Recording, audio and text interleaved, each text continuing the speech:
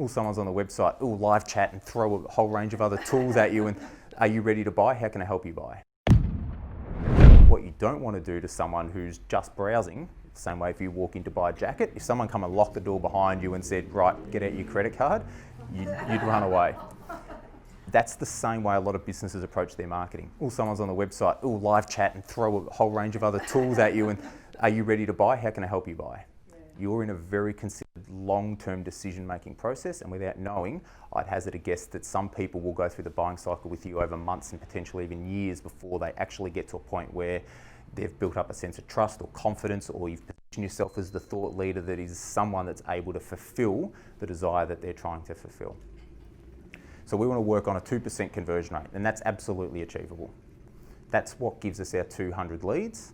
At 6% conversion rate for our 12 customers, we've rounded off our customer lifetime value. So essentially we've recognised now what that first year's level of gross profit looks like. And as was rightly pointed out before, we might sit there and look at that and say $80,000 spent for maybe 120 grand gross profit, and then I've got all of these other expenses in my business. Does that really stack up? And this is what's important for us to sit back and work out, well, ultimately, what are we comfortable spending in acquiring a customer? If the numbers don't stack up, then marketing becomes an expense then, not an investment. So you've got to work on a cost of customer acquisition that you feel comfortable with. And once you've then worked that out, and it's a really important thing to do up front, because then all of your decisions aren't subjective.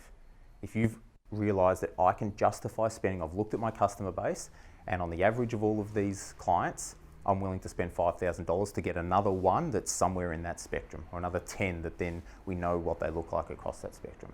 And that's essentially how we're going to set our marketing budget. Otherwise, if you don't boil it down to what am I going to spend per customer, how many customers do I need to hit my revenue target, then the number becomes completely arbitrary. And you get caught out in some cases spending too much money in one piece of content or one advertising campaign, and you don't have enough to support everything else you need to pull the customer through that buying journey.